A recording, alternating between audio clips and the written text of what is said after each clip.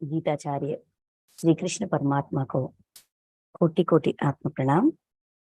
अर्जुन जी को कोटि कोटि आत्म प्रणाम।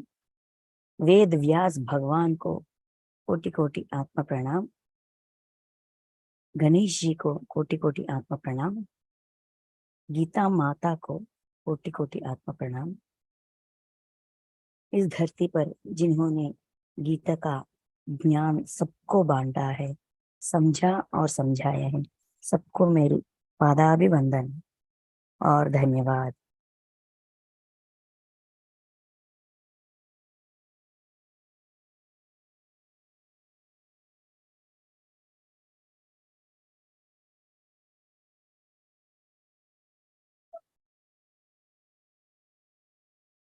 नमस्ते फ्रेंड्स।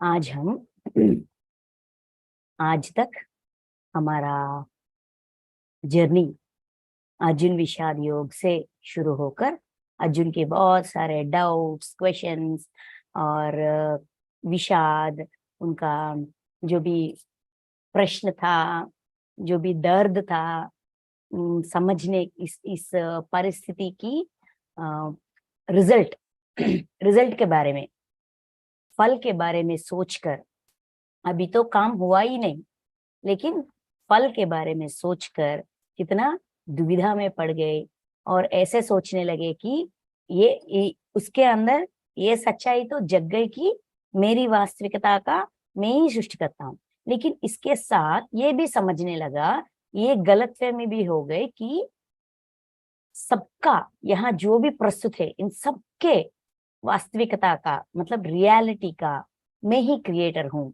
ऐसा समझने लगे। और अपने विषाद में करुणा का, हृदय में करुणा उत्पन्न होने के बाद उन्होंने इन सब के बारे में सोचकर बहुत गंभीरता से विषाद हो गए और अपना गांडीव छोड़कर मैं युद्ध नहीं करूंगा ऐसा कहने लगा। उसके बाद कृष्ण परमात्मा समझाने की प्रयास करता है, तो पंडित जी ऐसा बोल रहा है, ऐसा समझाने के प्रयास करता है। उसके समझाने के बाद भी अच्छा ठीक है, तो सबके बात छोड़ देता हूँ, लेकिन गुरु द्रोण और भीष्म पितामह ये तो पूजनीय है, उनको कैसे मारूंगा? उस रक्त सिक्त भोग को मैं कैसा भोगूंगा? ऐसा जिंदगी कैसे जीऊंगा? अपने आप को माफ नहीं कर पाऊंगा, ऐसा कहने लगा।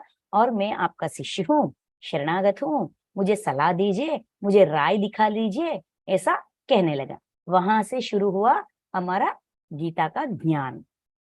एक एक शब्द, एक एक सच्चाई को पर्दाफाश करके एक एक बात कहने लगे कृष्ण परमात्मा की, जो जिसके लिए रोना चाहिए उसके लिए रोना चाहिए, जो विषाद की लायक ही नहीं है उनके बारे में क्यों रो रही हो? हृदय दौर्बल्य है और काल समय में हम वहां भी थे, अभी भी है। तुम, मैं और ये राजा ना हो ऐसा समय ही नहीं है। ऐसा एक एक सच्चाई धीरे धीरे से स्टेप बाय स्टेप अर्जुन के सामने ये सारे सच्चाई लाने की प्रयास कर रहे थे। ये सब कहने के बाद आत्मा के बारे में, आत्मा की शक्ति, जीवात्मा की शक्ति, उनकी आत्मा और जीवात्मा की अनंत तत्व के बारे में, इसको कोई मार नहीं सकता, कोई मरवा नहीं सकता, कोई मार नहीं सकता, तो मृत्यु की क्या भाई, ऐसा समझाने लगे। उसके बाद स्वधर्म जो अपनी आत्मा में होती है वही स्वधर्म है। Excuse me ma'am.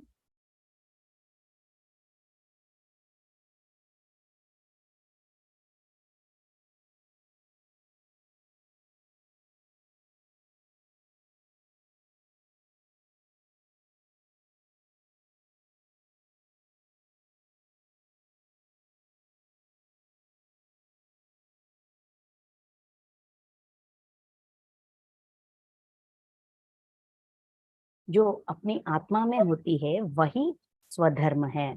और ये जो स्वधर्म हमारी अंदर से हमको दिखाती है और जगाती है और सिखाती है कि ये पिछले जन्मों का सीख है। और जो ये स्वधर्म से भागा जाए, क्षत्रिय को धर्म युद्ध करने का अवसर बहुत भाग्य में मिलती है, इसीलिए करो। यहाँ दोनों तरफ से हम देख सकते हैं कि आत्मा की कौन से और भौतिक मतलब आध्यात्मिक डायमेंशन एंड स्पिरिचुअल भौतिक डायमेंशन, ठीक है। असली निजी जिंदगी का कौन से और आध्यात्मिक कौन से। निजी जिंदगी का कौन से देखा जाए तो एक राजा युद्ध करे, युद्ध करना राजा का धर्म है, स्वभाव है, स्वधर्म है। और स्पिरिचुअल एंगल से देखा जाए तो हम अपनी डिजाइन करके, जीवात्मा डिजाइन करने के बाद ही शरीर लेकर आती है। जिसका डिजाइनिंग ऑलरेडी हो गया था, वो प्रणालिका अपनी जन्म का जो भी कारण है वो हम बाहुबी पता करके लिखा के, मतलब ये पूरा प्लानिंग, इस जन्म में मुझे इस कर्म के जरिए ये सीखना है, ये बात पता करना है, ये बात अपनी जहन में डाल देना चाहिए। आचरण के जरिए मतलब अनुभव ज्ञान बनाना चाहिए। ये इस जो कर्म में लेकर जाती हूँ प्रारब्ध कर्मों को ज्ञान के रूप में, अनुभव ज्ञान के रूप में बदलकर, अनुभव करते हुए उनको ज्ञान में बदलकर मैं ये सीखूंगा। पूरा जन्म हम लेते हैं सिर्फ सीखने के लिए, धर्म अधर्म को धर्म में बदलने के लिए। जो धर्म हमने सीखा है वो धर्म को अटूट रखने के लिए, ना तोड़ने के लिए नहीं। ऐसा हम जन्म लेते हैं। वो जन्म का डिजाइन प्रणालिका वहां वो टूट रहे है, वो तोड़ रहे हो तुम। ऐसा तोड़ने से तुम्हारा नष्ट हो जाएगा, तुम स्वर्ग नहीं प्राप्त करोगे, तुम पापी बन जाओगे, क्योंकि यहाँ जो होमवर्क है वो तुम पूरा नहीं कर रहे हो। उसके बजाय दूसरा और तीसरा कुछ नए नए कर्म में अपने आप को उलझा रहे हो।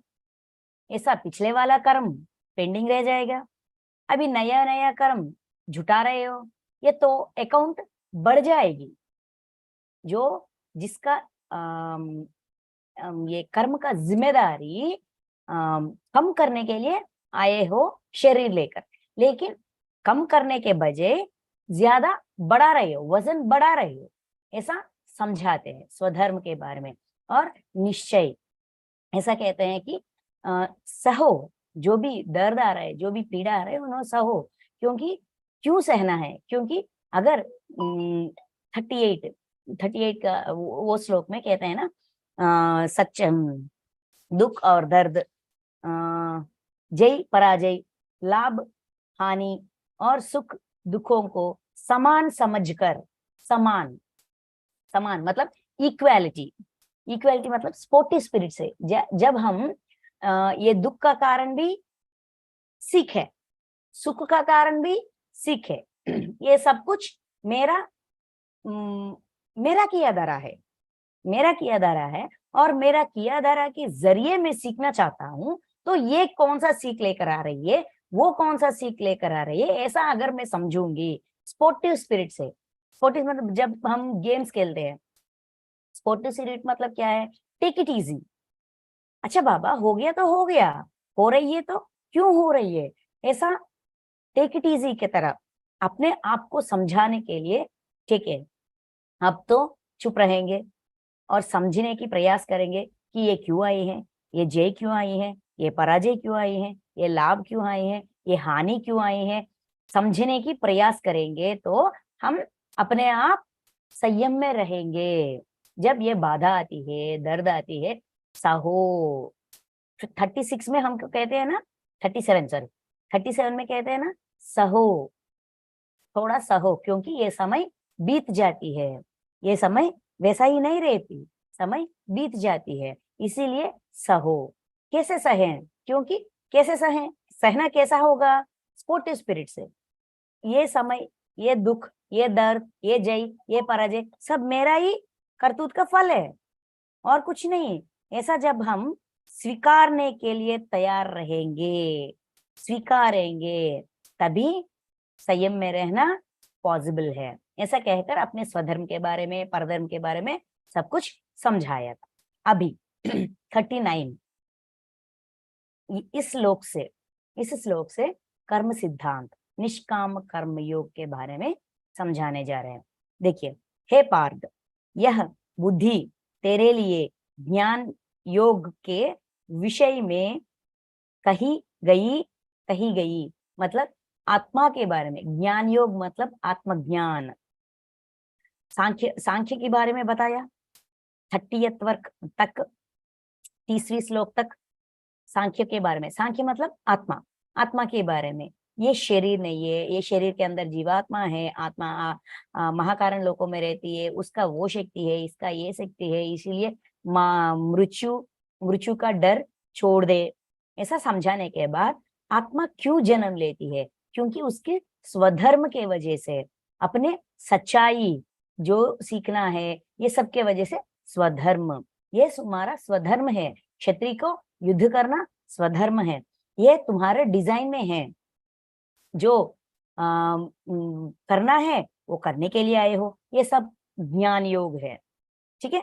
आत्मा के बारे में, स्वधर्म के बारे में, सब कुछ ज्ञान योग है। अब तक ज्ञान योग के तौर पे तुमको समझाया था, उस एंगल पे ज्ञान योग के बारे में। देखिए, ज्ञान योग के विषय में कही गई, और अब तू इसको कर्म योग, अब से कर्म योग, एक ये ज्ञान योग आत्मा है, ये सब कुछ ठीक है, सच है, लेकिन जिंदा तो हूं ना मैं, जी रही हूं। ये जीने के समय एक एक क्षण में, एक एक काम में कौन क्या सही है, क्या गलत है, ये क्या, ये काम मैं क्यों करूं, ये वो काम मैं क्यों करूं, इसके बारे में क्या समझूं, इसे कैसे समझूं, ऐसा हमको बहुत सारे डाउट आते हैं। क्योंकि एक एक मिनट हमारे अंदर बहुत प्रश्न उठाती है। जब हम समझते हैं हाँ मैं आत्मा हूँ, ठीक है, शरीर है, शरीर के अंदर आत्मा है, इसीलिए कामकाज छोड़ दूं, कुछ काम, रसोई काम या घर का काम सब कुछ छोड़ दूं, ये मुमकिन है क्या? इज इट पॉसिबल किसी को भी? नहीं ना, पॉसिबल नहीं है। इसीलिए कर्मयोग के बारे में भी जो करना है शरीर लेने के बाद, आत्मा, जीवात्मा शरीर लेकर जन्म लिया है, जन्म लेने के बाद और मृत्यु के बीच जो भी करना है उसके बारे में, वो कर्मयोग है, ठीक है। एक मिनट,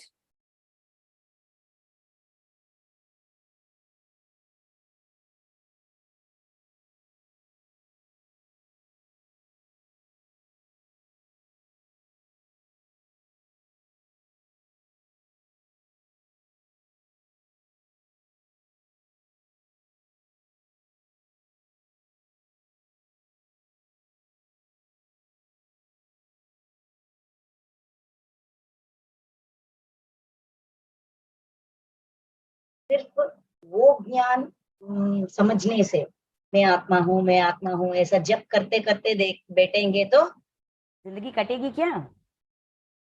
जिंदगी का हल निकलेगी क्या? जो ज्ञान प्राप्त करने के लिए हम आए हैं वो होगा क्या? मुमकिन है? नहीं ना। तो क्या करना है? अब तक ज्ञान योग के विषय में कही गई, और अब कर्म योग, कर्म योग के विषय में सुन। अभी कर्म योग, जिंदा हूं और जन्म लिया है तो कर्म करना ही पड़ेगा।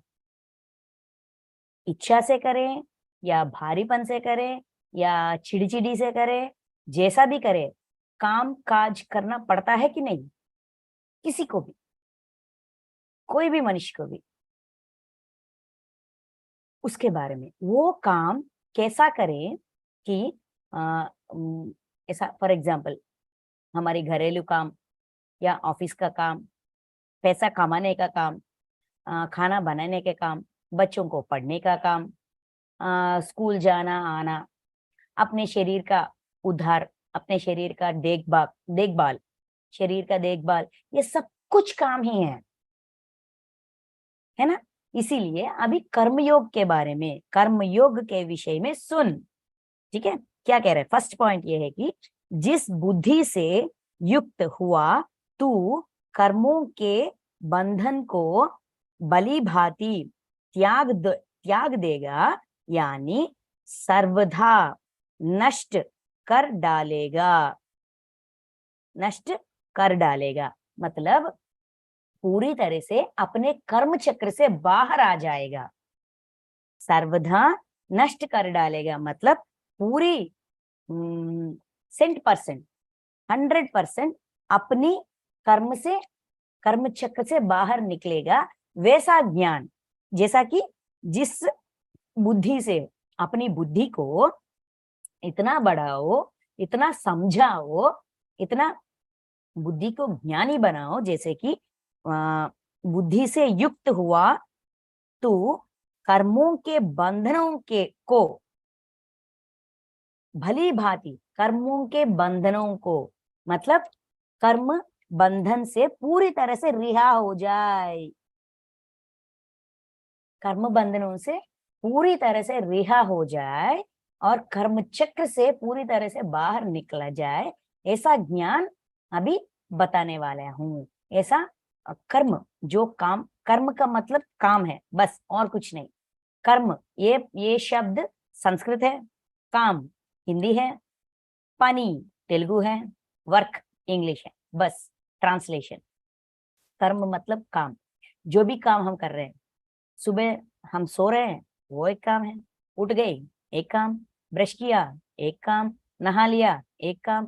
कपड़े धोया, एक काम। नाश्ता बनाया, वो एक काम। नाश्ता खाया, वो भी काम। हाथ उठाया, एक काम। पाँव चलाया, एक काम। सारे काम ही है। कुछ सोचा, वही भी काम है। सब कुछ काम ही काम है। ये काम हम कैसे कर रहे हैं अब तक? अब से जो भी काम हम करते हैं, वो तो अपनी रिकॉर्ड में रिकॉर्ड हो जाती है, अपनी आकाशिक रिकॉर्ड, मतलब अपनी आत्मा सबको, जैसे कि कागज और पेन लेकर नहीं लिखती, बट चित्रों के जरिए, मतलब पिक्चर्स, पिक्चर्स जैसा संभाल कर रखती है। इसीलिए चित्रगुप्त कहते हैं। चित्रगुप्त मतलब गुप्त चित्र, सीक्रेटली रखा गया चित्र, पिक्चर्स। वहां कोई आदमी बैठकर कुछ नहीं करते, हमारे अंदर ही साक्षी, महासाक्षी, 18 महासाक्षी होते हैं। वो सारे साक्षी हमारा पूरा करतूत को रिकॉर्ड करते हैं।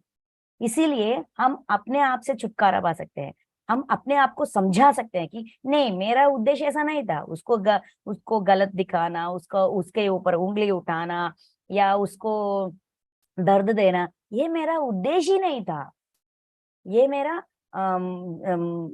मेरा थॉट भी ऐसा नहीं था, लेकिन वो ऐसा गलत मान गई। ऐसा हम समझाते हैं अपने आप को। लेकिन जब असली पिक्चर दिखाते हैं, कि हमारी अंदर की भावना को मिलाकर दिखाते हैं सब, तब हम समझते हैं, हाँ यार, मेरे अंदर ऐसा भावना थी, उसको दर्द देने की भावना थी, इसीलिए बात इतनी कठोरता से निकल गई मुंह से। तब समझते हैं, है ना? वैसा समझाते हैं हमें। ठीक है। अभी 40, ये निष्काम कर्म योग बहुत इंपॉर्टेंट है। सिर्फ एक ही बात को तरह तरह की एग्जाम्पल्स देकर, तरह तरह की तरीकों से समझाते हैं। निष्काम कर्म योग, जो भी काम करो रिजल्ट के लिए नहीं, सिर्फ काम के लिए काम करो, काम के लिए काम करो, काम का फल के लिए नहीं। क्यों ऐसा करना चाहिए? क्यों फल पर अपनी दृष्टि नहीं रखना चाहिए? क्यों हमें इतनी कठोरता से रहना चाहिए? ये कठोरता नहीं है। हम समझते हैं फल के बारे में ना सोचकर सिर्फ काम के बारे में सोचना, क्या ये मुमकिन है? ये बहुत कठिन है। ये कैसा होगा? हम जी रहे हैं, जिंदगी में हैं, हमें पैसा चाहिए, शान और शौकत चाहिए, समाज में एक वैल्यू चाहिए, ये सब कुछ हमें चाहिए। उसके लिए हम काम कर रहे हैं, उसके लिए हम पैसा इकट्ठा कर रहे हैं, उसके लिए हम पढ़ रहे हैं, उसके लिए हम खाना बना रहे हैं, उसके लिए हम घर का सफाई कर रहे हैं, सब कुछ उसके लिए ही कर रहे हैं। तो वो छोड़कर, मतलब शान शौकत, पैसा, सब कुछ उसके बारे में ना सोचेंगे तो ये जो हमारी जिंदगी है वो कैसे जिएंगे? सबका यही प्रश्न है, मेरा भी वही प्रश्न था। How is it possible? तुरंत हमारा सोच वहीं पे चले जाता है। फॉर एग्जाम्पल, हम ध्यान कर रहे हैं, हम ध्यानी हैं, पहले हमने ध्यान करना सीखा, उसके बाद हमें ऐसा लगा कि यार ध्यान करने से बहुत अच्छा फल है, शांति मिलती है, टेंशन के हमारी टेंशन से, चिड़चिड़ीपन से हमें छुटकारा मिल रही है, बॉडी हमारा शरीर भी बहुत हेल्दी है, लो लाइट फील कर रहे हैं, हल्का हल्का सा फील कर रहे हैं, ये बहुत अच्छा फल मिल रहा है। ये ध्यान हम किसी और को सिखाएं, समझाएं। अरे यार, दोस्तों को या हमारी फैमिली मेंबर्स को हम सिखाने की प्रयास करते हैं। जब हम प्रयास करते हैं, हम उनको यही बताते हैं ना, जब हम ध्यान करेंगे मुझे ऐसा फल मिला, तुम्हें भी मिलेगा। तो ये तो कॉमन है, तो कैसे इसके बारे में ना सोचे। यहाँ वही बात को बहुत अच्छी तरह समझा रहे हैं कि इस प्लानिंग होना चाहिए, कोई भी काम पे प्लानिंग करना गलत बात नहीं है, लेकिन ऐसा ही फल मिलना चाहिए, अड़े रहना ठीक नहीं है। क्योंकि जैसा काम वैसा फल, ये सृष्टि का नियम है। इसीलिए दृष्टि को अपनी काम पर रखना चाहिए, ना कि फल पर। जब हम सिर्फ ध्यान बताने की, ध्यान के बारे में सिखाने की हमारी दृष्टि, ध्यान क्या होती है, आंखें बंद करना है, हाथों को, उंगलियों को ऐसा क्रॉस करना है, पाँव क्रॉस करना है, सिर्फ श्वास पे ध्यान रखना है, क्यों ऐसा करना है, अपनी पंचेंद्री को बंद करना है, इसीलिए ऐसा करना है। जब हम करते हैं ऐसा विश्व शक्ति का प्रवाह होता है।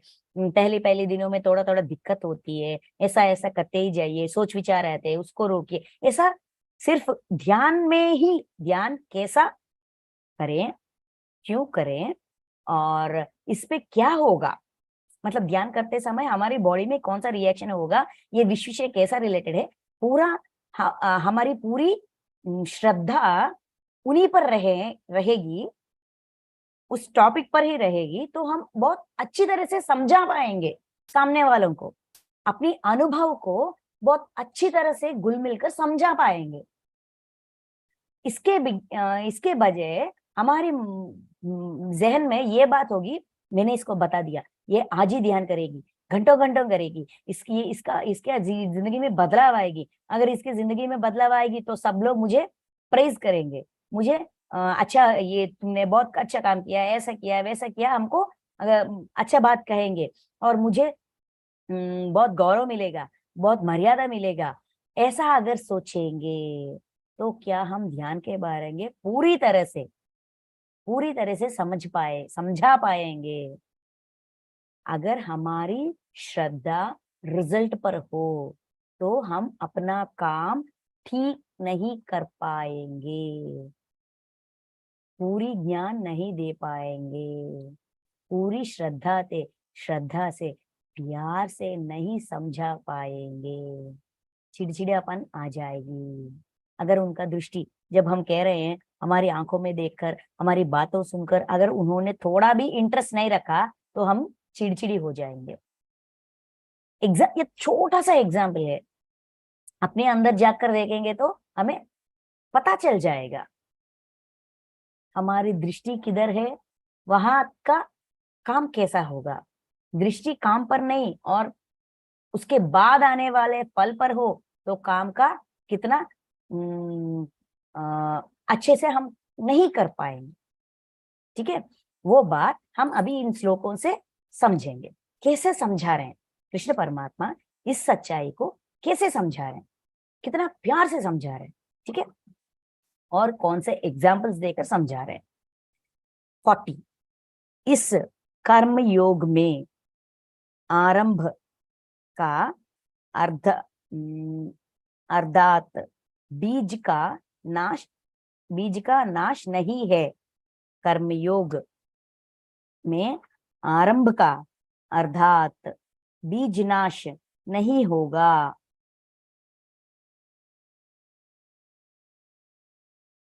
नहीं हो, और उल्टा फल रूप दोष भी नहीं है, उल्टा फल रूप दोष भी नहीं है, बल्कि इस कर्म योग रूप धर्म का थोड़ा सा भी साधना जन्म मृत्यु रूप महान भय से रक्षा कर लेता है।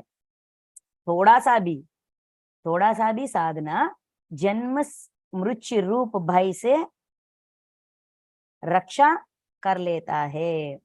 यहाँ ये बात समझा रहे हैं कि कर्म योग, निष्काम कर्म योग को अगर हम अपनी जिंदगी में अपनाएंगे और इस्तेमाल करेंगे तो हम वो क्या होगा, कर्मयोग आरंभ का अर्धार्ध, मतलब बीजनाश।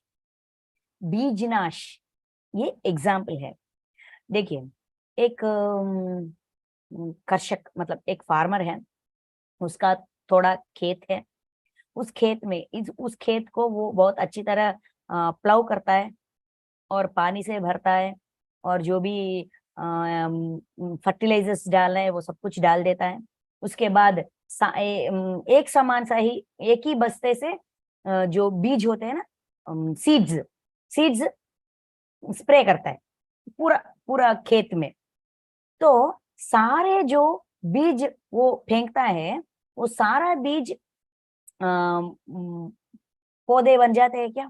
मतलब उसका सारे बीज का जर्मिनेशन उगते हैं क्या? सारे बीज उगते हैं क्या? कुछ उगते हैं, कुछ उगते नहीं है, है ना। सब सारे बीज को दिया गया खेत एक है, पानी एक है, फर्टिलाइजर्स एक है, धूप एक है, वातावरण एक है, सब समान है, सब इक्वल है सारे बीज के लिए। लेकिन कुछ उगते हैं, कुछ उगते नहीं है, है ना। लेकिन कर्म सिद्धांत मतलब निष्काम कर्म योग अगर हम प्रैक्टिस करेंगे, आचरण में रखेंगे, समझकर पूरे तौर तरीकों को समझकर अगर हम अपनी जिंदगी में इस्तेमाल करेंगे तो बीज नाश नहीं होगा। मतलब वो ना उगे ऐसा मुमकिन ही नहीं है। कुछ एक ना एक दिन उसका फल मिलेगी। इसका मतलब ये नहीं कि विपरीत फल मिल जाएगा। देखिए, उल्टा फल रूप दोष भी नहीं है। मतलब विपरीत फल मिल जाए ऐसा तो मुमकिन नहीं है। मतलब आज हमने शुरू किया, कल हमें मोक्ष मिला, ऐसा तो मुमकिन नहीं है।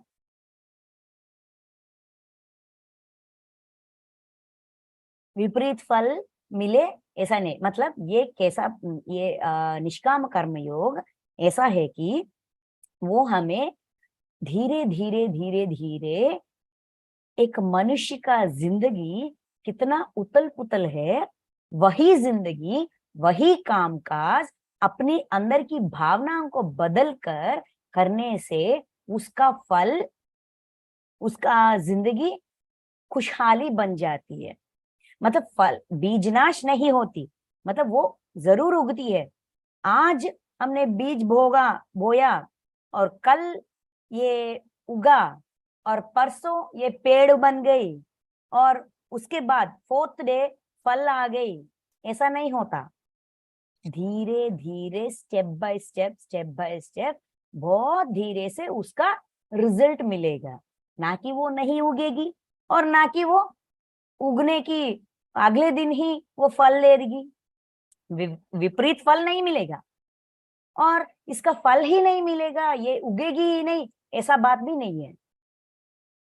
ना ही मतलब इसका रिजल्ट नहीं मिलेगा, ऐसा ऐसी बात भी नहीं है। और रिजल्ट तुरंत मिल जाएगा और विपरीत फल मिल जाएगा, ऐसा भी बात नहीं है।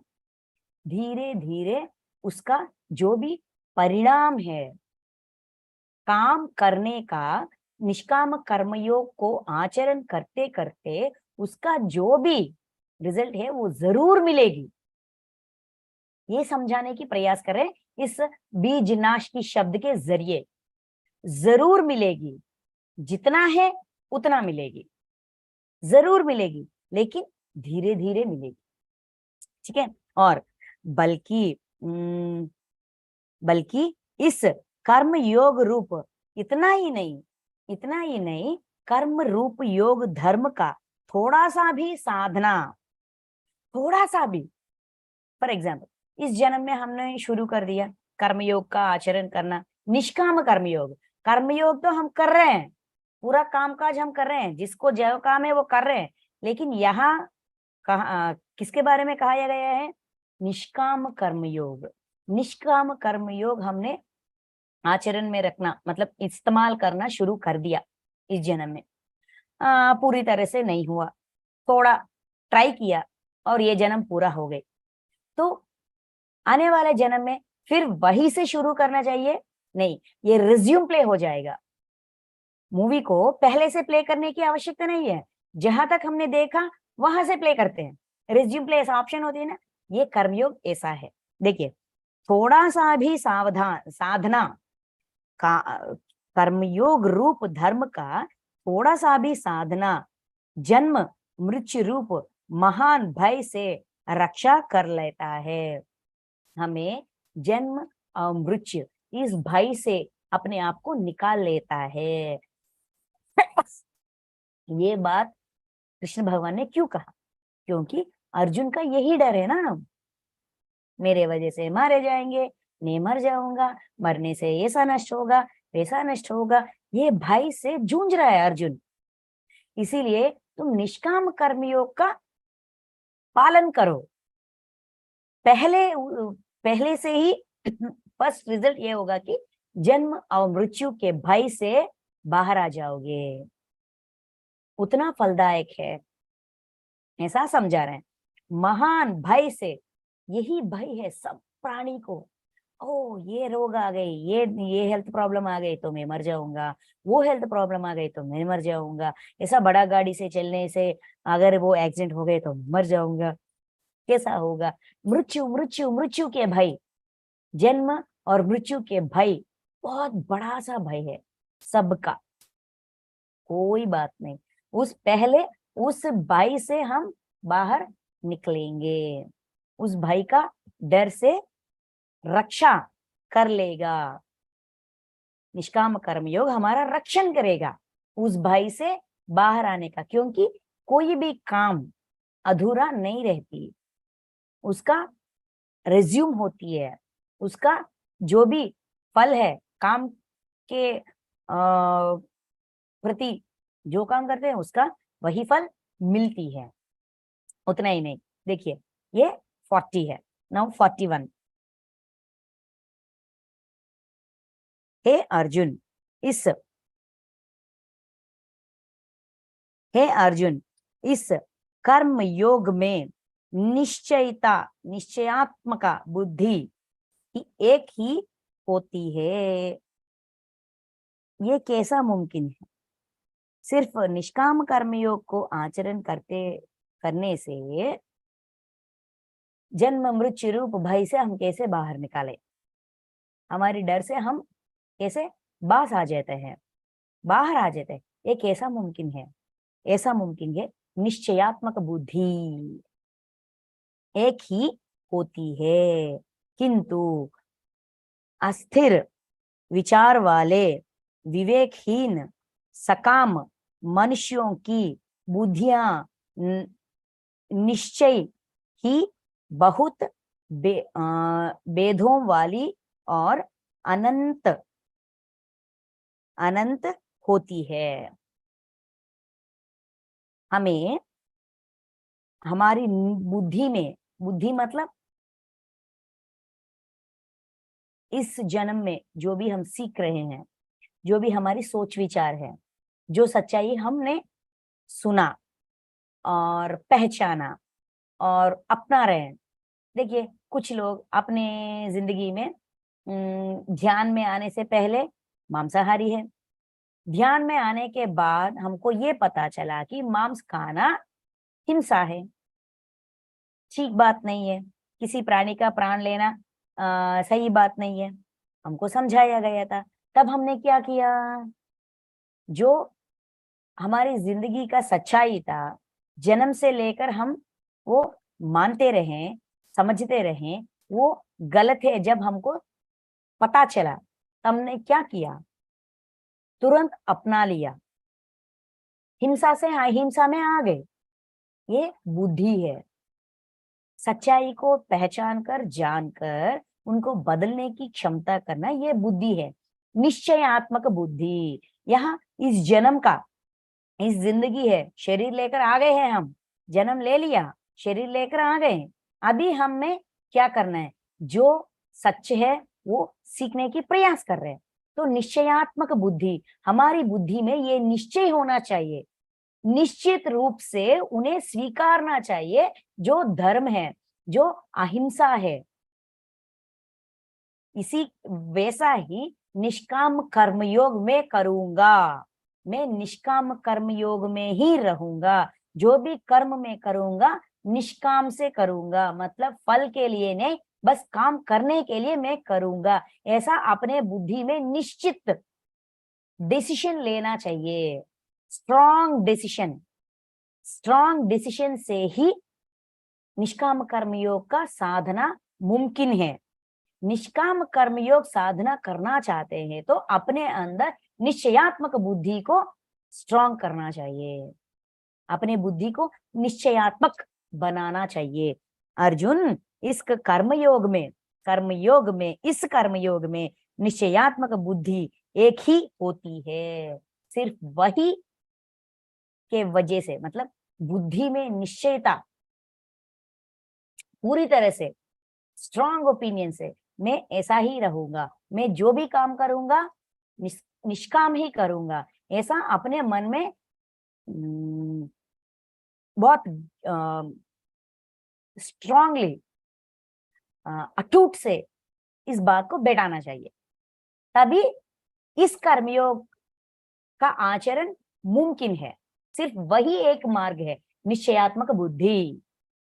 निष्काम कर्मयोग करने के लिए निश्चयात्मक बुद्धि ही है, और कुछ नहीं है। क्यों? किंतु, लेकिन अस्थिर विचार वाले, विवेकहीन, अस्थिर विचार मतलब तरह तरह की सोच, ऐसा करने से हो जाएगा क्या, वैसा करने से हो जाएगा क्या, इतने दिनों से कर रहे हैं उसका कोई भी फल नहीं मिला, हल नहीं निकला, और ऐसा करने से हो जाएगा क्या, ऐसा तरह तरह की सोच। विवेकहीन, अपना विवेक मतलब कॉमन सेंस थिंकिंग, विवेकता हीन मतलब विवेकता से नहीं सोच रहे हैं। सकाम मनुष्यों की, क्यों विवेकता काम नहीं कर रहे, उसका विवेकता मतलब उसका कॉमन सेंस क्यों नहीं काम कर रहे, क्योंकि सकाम पुरुष, मनुष्यों की, सकाम मतलब सकाम, जो भी काम कर रहे हैं फल के लिए कर रहे हैं। सकाम सकाम कर्म, दुष्कर्म, सच कर्म, तीन होते।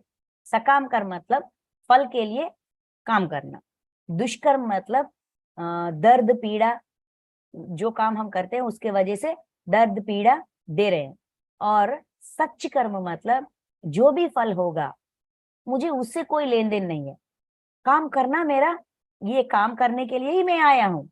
क्योंकि हम क्यों कर रहे हैं, यही एक ही प्रश्न बार बार दोहरा रहे, क्यों कर रहे हैं, हम क्यों पत्नियां बनकर आ गए, हम क्यों पति बनकर आ गए, हम क्यों बच्चे बनकर आ गए, हम क्यों बहू बनकर आ गए, हम क्यों दामाद बनकर आ गए, हम क्यों भाई बहन बनकर आ गए, क्योंकि हमारा कर्म ऋण है उनके साथ, वरना कोई नहीं लाता, कोई लेकर नहीं आता, और वो भी नहीं आते हमारे जिंदगी में अहम हिस्सा बनकर।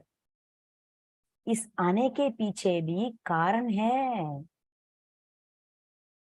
वो है हमारी कर्म ऋण, कर्म बंधन बनकर आ गए। जो ऋण उनके साथ था वो एक बंधन बनकर, वो एक रिलेशन बनकर हम लेकर आए हैं। उनको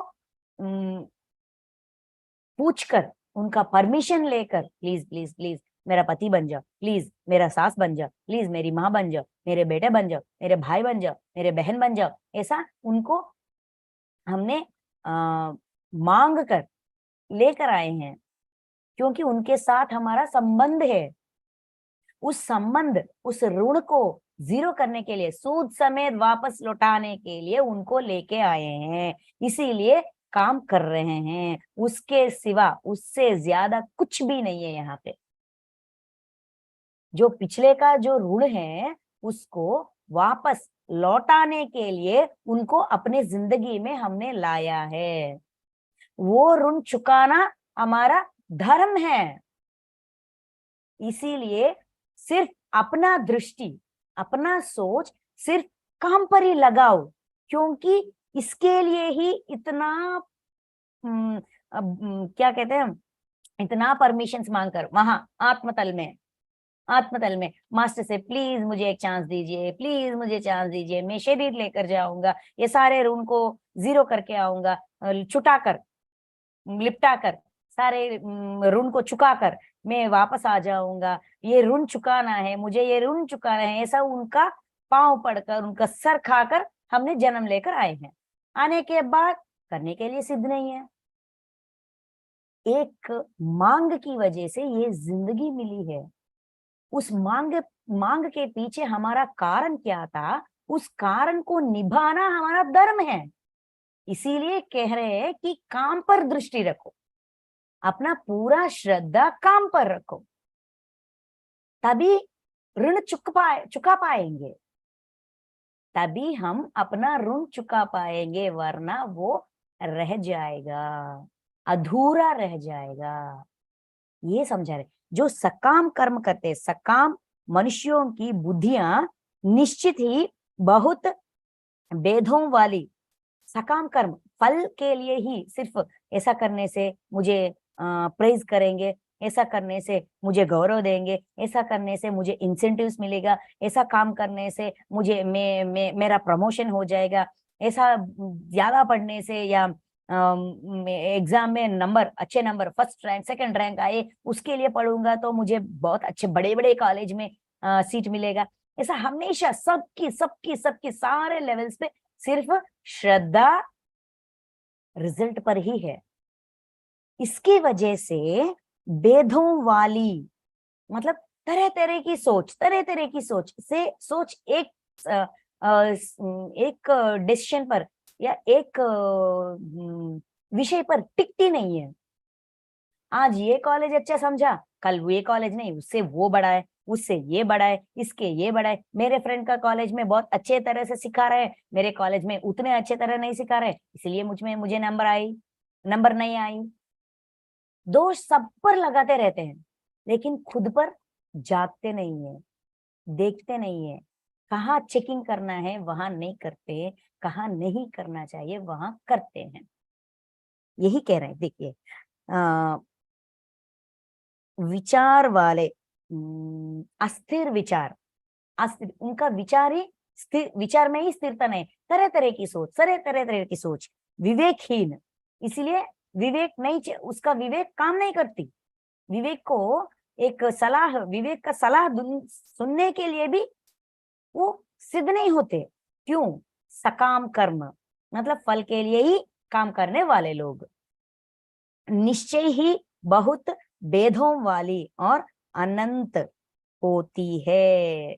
बहुत तरह तरह की भेदभाव होती है उसके मन में, तरह तरह की भेदभाव, और वो सोच भी बहुत अनंत होती है। बहुत सारे सोचते हैं, बहुत ज्यादा सोचते हैं, हद से ज्यादा सोचते हैं, डर जाते हैं, बह जाते हैं, और अपनी सोच में रहकर रहकर अपने शक्ति को भी नष्ट कर देते हैं।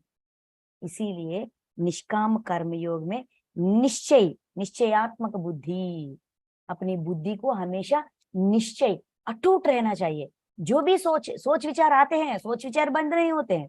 हमारे आजू बाजू वाले लोग भी हमको बहलाते हैं, फुसलाते हैं, और ये अच्छा है, वो अच्छा है, तो कहते हैं। जो भी कहें, जैसे भी बात कहें, अगर हमारे बुद्धि को निश्चय में रखे, स्ट्रॉन्ग डिसीजन में रहे, निष्काम कर्म योग मतलब फल का मेरा कोई लेन देन नहीं, मेरा काम जो भी मैं कर रही हूँ इस क्षण, इस समय मेरा काम क्या है? गीता का ज्ञान, जो मैंने समझा वो समझाने की प्रयास।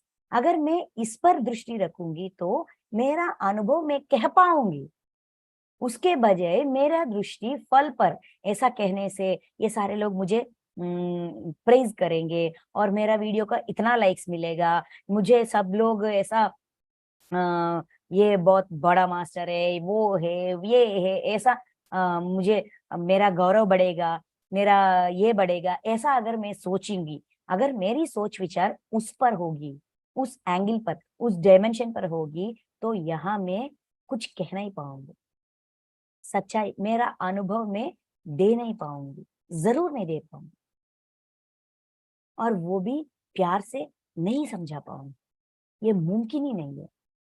इसीलिए ऐसा कहते हैं, मास्टर्स कहते हैं ना, give your 100%, what ever you're doing, जो भी आप कर रहे हो 100% करो।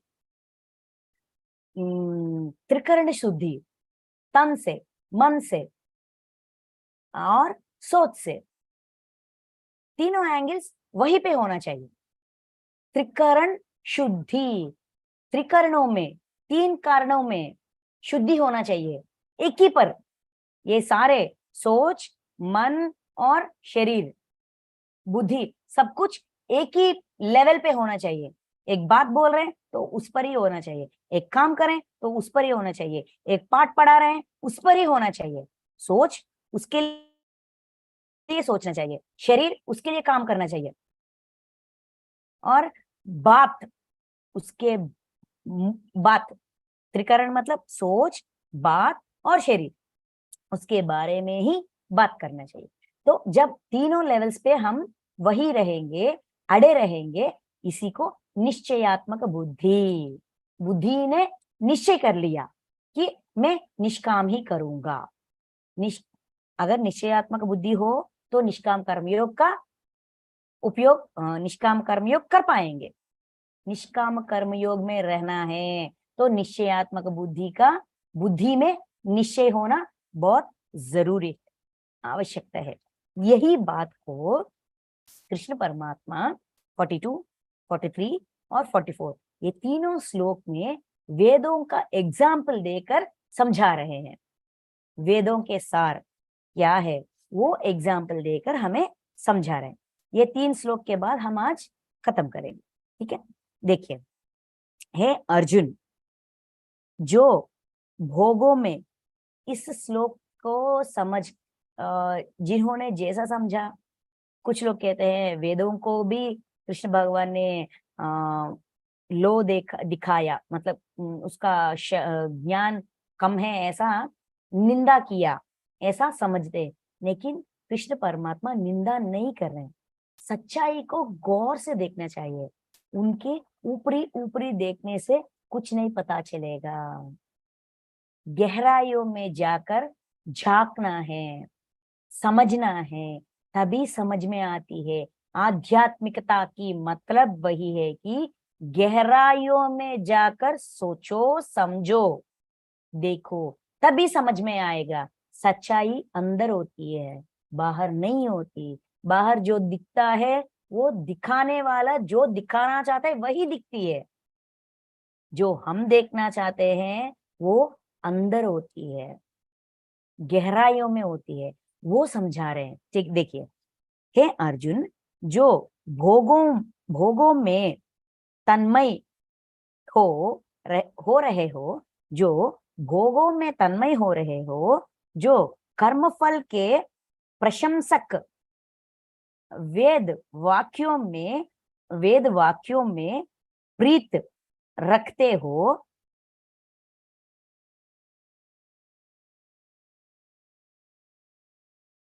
जिनकी बुद्धि में स्वर्ग ही परम प्राप्य वस्तु है, और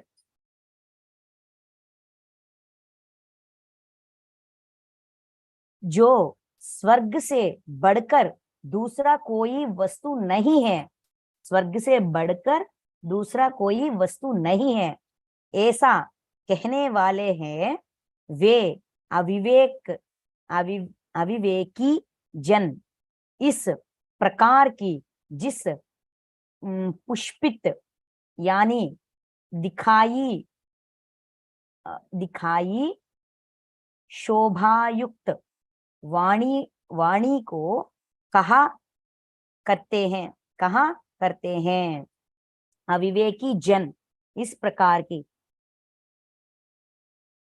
करते हैं, जो कि जन्म रूप कर्म फल देने वाली एवं भोग तथा ऐश्वर्य की प्राप्ति के लिए नाना प्रकार की बहुत सी क्रियाओं को वर्णन करने वाली है उस वाणी द्वारा जिनका चित्त हर हर लिया वाणी द्वारा जिनका चित्त हर लिया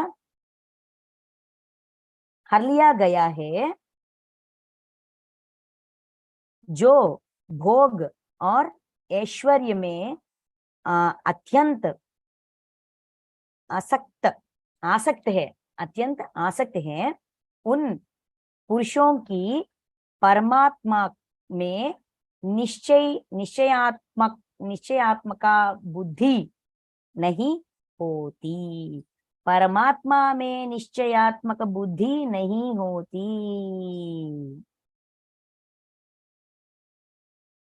कितना गहराइयों से समझा रहे हैं, देखिए। वेद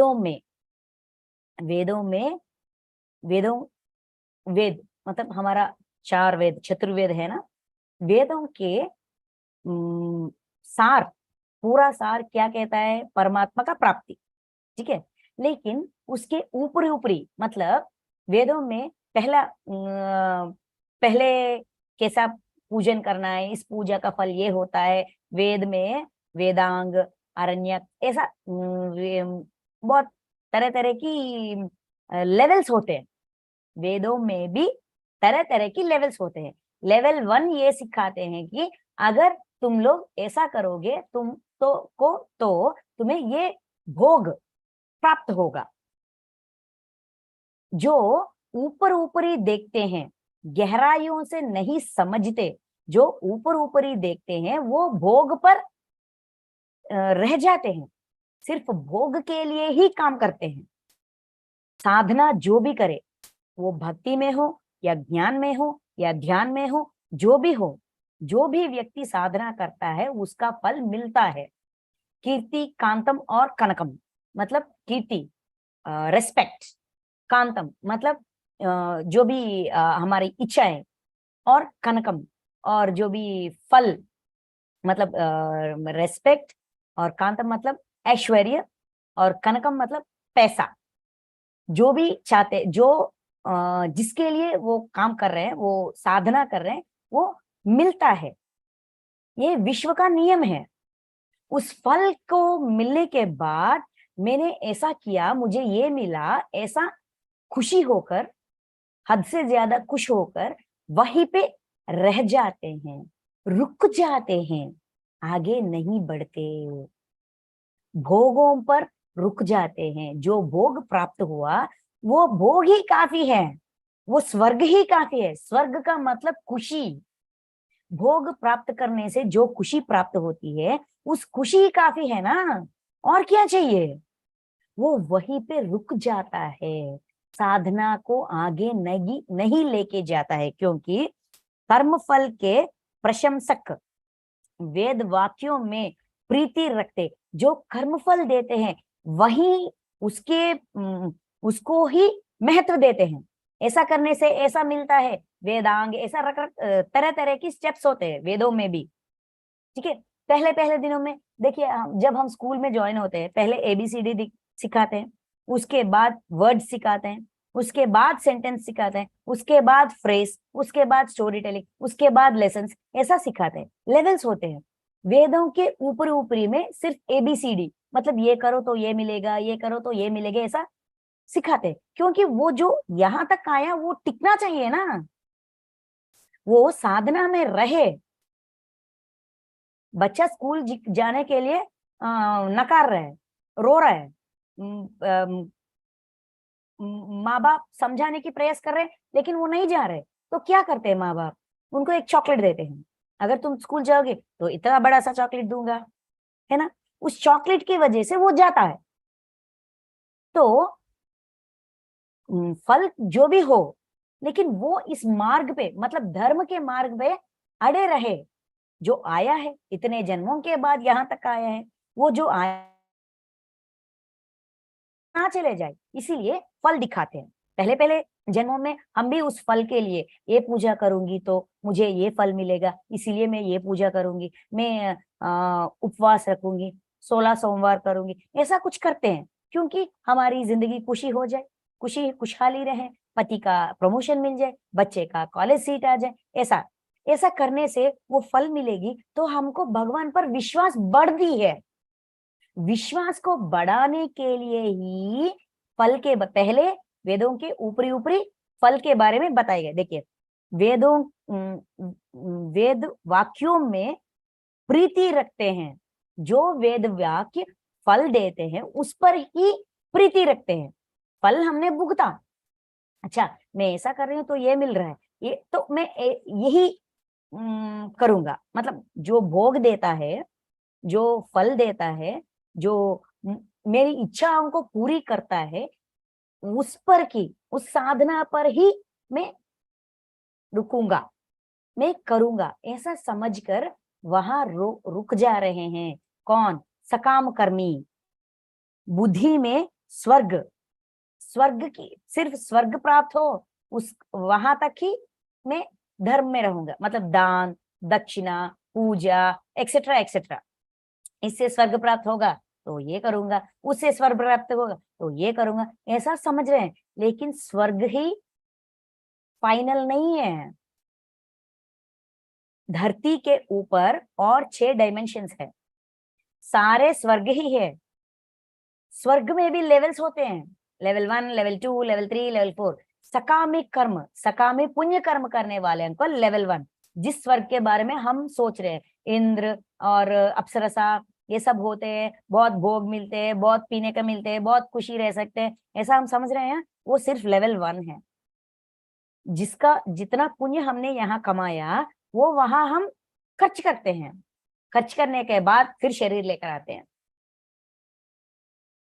इसीलिए जिनकी बुद्धि में स्वर्ग ही परम प्राप्य वस्तु है, इसके ज्यादा, इससे ज्यादा और कुछ नहीं है, यही परम प्राप्य है, ऐसा दुविधा में है, सिर्फ वही है और उससे ज्यादा कुछ नहीं है। जो लोग जैसा ऐसा समझते हैं, और जो स्वर्ग से बढ़कर दूसरा कोई वस्तु नहीं है, इतना ही नहीं, स्वर्ग से बढ़कर दूसरा कोई वस्तु ही नहीं है, ऐसे भ्रम में, भोग लालस बनकर ऐसे भ्रम में रहते हैं, ऐसा कहने वाला है वे अविवेकी जन। वो अविवेकी है क्योंकि सिर्फ भोगी नहीं, भोग के पीछे धर्म है, धर्म के पीछे ज्ञान है, ज्ञान के पीछे मोक्ष है। मतलब गहराइयों में जाना है, अंदर जाकर देखना है। वो विवेकता उसके अंदर जगा ही नहीं, बुद्धि का विकसन नहीं हुआ, इसीलिए ऐसा सोच रहा है, वहीं पे रुक रहा है। इस प्रकार की जिस पुष्पित यानी दिखाई शोभायुक्त वाणियों में जो लोग ऐसा कहते हैं, अरे यार इतने घंटे ध्यान करो तो तुम्हें ये प्राप्त हो जाएगा, तुम वो तल पे चले जाओगे, तुम ये तल पे चले जाओगे, ऐसा कहने से अच्छा ऐसा करना है तो इसके लिए ध्यान करना। अपनी शक्ति, जो जीवात्मा को शक्ति चाहिए, उसके लिए हम ध्यान कर रहे हैं। ध्यान करने से सिर्फ आत्मा को शक्ति मिलती है, ज्ञान नहीं मिलती, सिर्फ शक्ति मिलती है। हमारी सोच का भी रूप मिलता है। वहां गए, उस तल पे गए, उस डायमेंशन में गए तो क्या हुआ, पीछे आ जाएंगे ना, सिर्फ पीछे हमारे लेवल पे आ जाएंगे ना, वापस आ जाएंगे ना, उसका क्या उपयोग? ज्ञान पकड़ेंगे तो शक्ति और ज्ञान की, दोनों की समन्वयता ही आध्यात्मिक जीवन है, वो समझाने की प्रयास कर रहे हैं। ज्ञान चाहिए तो निष्काम कर्म योग करना चाहिए। दिखाई शोभा युक्त वाणी को कहा, जो ऐसा महत्वपूर्ण बात है, मतलब तुम ऐसा करोगे तो ऐसा, ऐसे शब्दों में ऐसे सूचनाओं में इंटरेस्ट हो जाती है, ताकि ज्ञान तक जाने का इंटरेस्ट नहीं होती, परमात्मा तक जाने का इंटरेस्ट नहीं होती, ऊपर ऊपरी ज्ञान में रह जाते हैं, गहराइयों में नहीं देखते।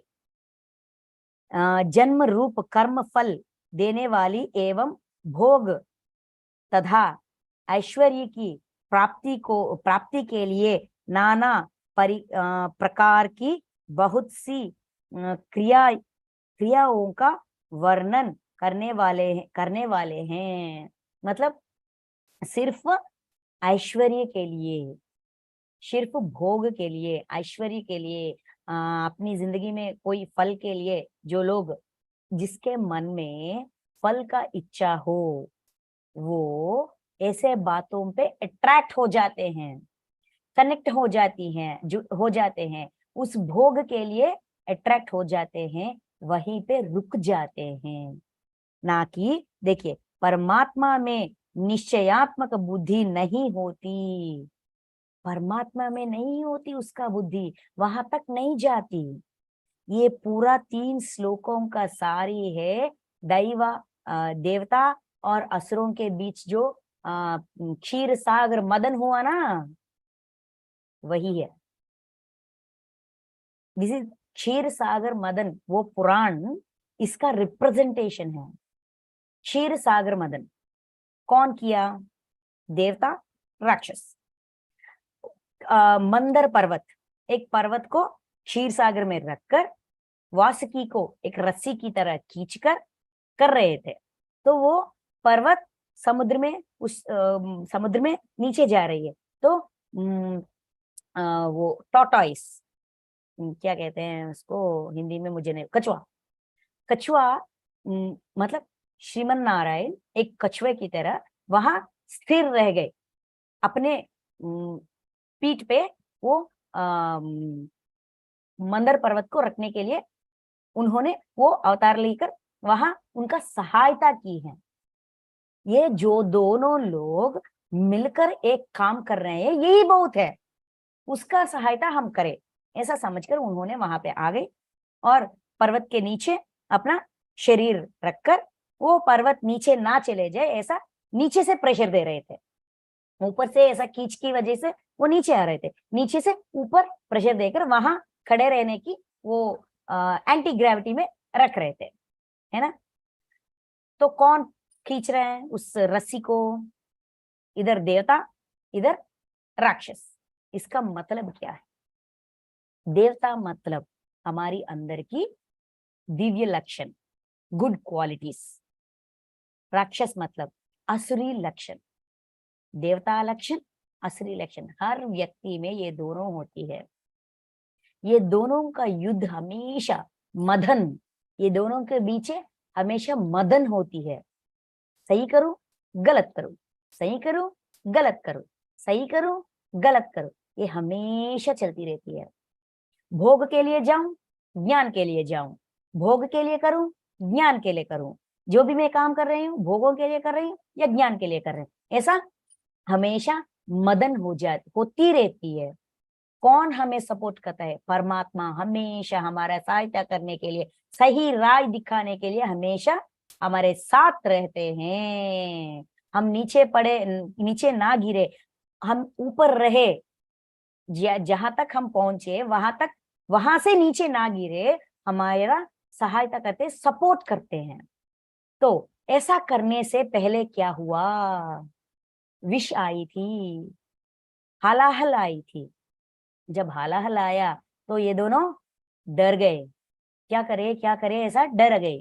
तब महादेव ने उस हालाहल को अपने गले में रखा, ना कि उन्होंने अपने अंदर ले लिया, ना ही बाहर के सारे लोग खत्म हो जाएंगे इसके प्रभाव की वजह से, इसीलिए बाहर नहीं रखा। अपने अंदर रखेंगे तो उनका नष्ट हो जाएगा, इसीलिए अंदर नहीं लिया, अपने गले में ऐसा यहाँ पे रखा। मतलब जब हम सोच विचार करते हैं, सही करूं गलत करूं, सही करूं गलत करूं, ऐसा सोच विचार हमारे अंदर चलती है, हमें कोई राह नहीं दिखा, हमारे अंदर से गलत करने की इच्छा बढ़ रही है। मैं क्यों सहूं, मैं क्यों सहनूं, ये फल मैं ही क्यों उसको क्यों दूं, ऐसा हमारे अंदर में ये अहंकार, स्वार्थ पूरित भावना आते हैं, तब हमें अपनी घर के बड़ों से पूछना चाहिए कि मैं क्या करूं इस परिस्थिति में। मुझे ऐसा ही विचार आ रहा है, वैसा ही विचार आ रहा है, मैं क्या करूं, ऐसा अपने बड़ों से पूछना चाहिए। वो हमें सही राय दिखाएंगे, वो हमें समझाएंगे कि ये तुम बहुत स्वार्थपूरित सोचना कर रही हो, स्वार्थपूरित सोच रही हो, ये ठीक नहीं है, तुम्हारे लिए भी ठीक नहीं है, ऐसा हमें समझाएंगे। हमारा जो अंदर विष उग रहा है, वो विष को वो लेकर हमको अमृत देते हैं, सच्ची राय दिखाते हैं। तब फिर हम, हमारे अंदर ये सोच विचार फिर से मदन, मंदर पर्वत का मदन हो रही है, मतलब सही गलत इसका मदन हो रही है। तब क्या निकला, उसके बाद पहले हालाहल निकला, उसके बाद क्या निकला, कामधेनु, कल्पवृक्ष, चंद्रमा और लक्ष्मी देवी, ये सब कुछ क्या है। जब हम साधना में रहते हैं, अच्छा करने के लिए सोचते हैं, अच्छाई के लिए कुछ काम करते हैं, तब हमें फल मिलते हैं। क्या, भोग, ऐश्वर्य, ये सब कुछ मिलते हैं। जब ये सब कुछ मिला, देवता और राक्षसों ने कुछ किसी को भी अपनाया क्या। कामधेनु मिला, इंद्र जी को दे दिया, कल्पवृक्ष मिला, इंद्र को दे दिया, और चंद्रमा मिला, महादेव को दे दिया, लक्ष्मी देवी मिला, श्रीमन नारायण को दे दिया।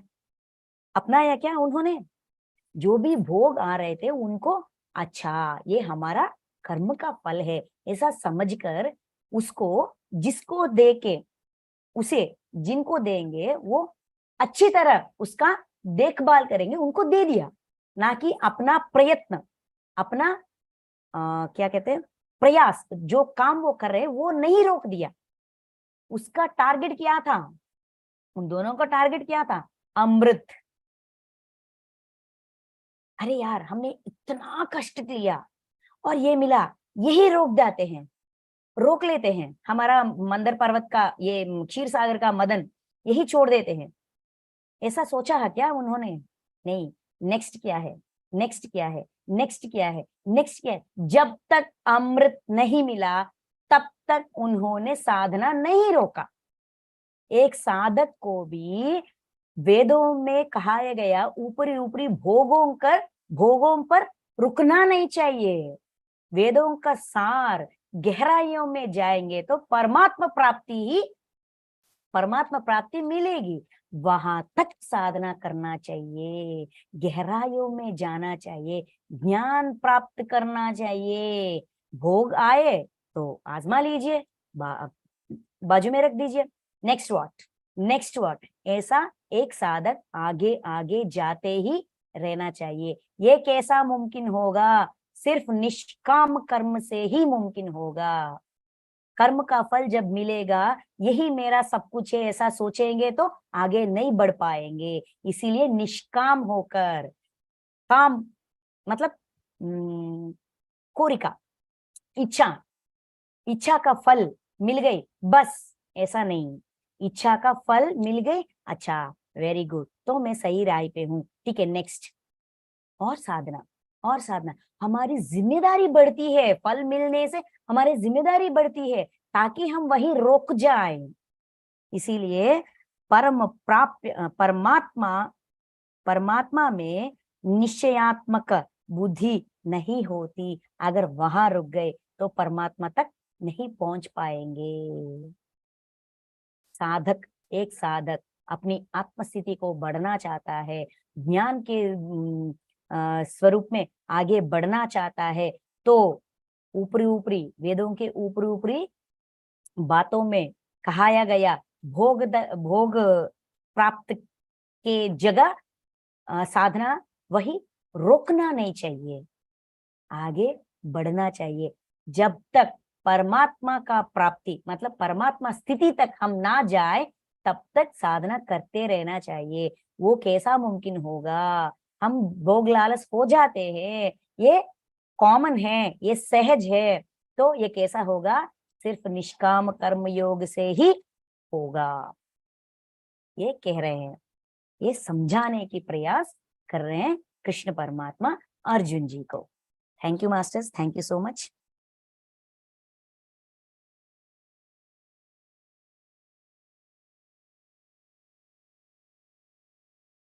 अगर किसी को कोई डाउट्स हो या कुछ बात नहीं समझा तो बता दीजिए। और इसके बारे में और ज्ञान है, मतलब कर्मयोग, निष्काम कर्मयोग के 53 श्लोक तक है, मतलब यहाँ से ले गिनेंगे तो 10 श्लोक और है निष्काम कर्मयोग के बारे में। ये सब कुछ सुनने के बाद हमें पूरी तरह समझ में आएगा कि ये क्या है, कैसा करना है और सब कुछ। किसी को कोई डाउट्स हो तो पूछ लीजिए masters. Yes, thank you Manimala madam, बहुत सुंदर विजडम दिया आपने, वाकई में बहुत क्लैरिटी से आप बता रहे हैं। Thank you so much. Thank you ma'am. Thank you ma'am, बहुत अच्छा, धन्यवाद। Thank you thank ma'am. You, बहुत अच्छा समझाया। Thank you ma'am. सोमवार को मिलते हैं। सोमवार को मिलते हैं। हाँ बराबर। Okay, thank you, bye. Rekha ma'am, end करें? Thank you ma'am. Thank you ma'am. Thank you, बहुत अच्छा आपने बोला। Thank you ma'am.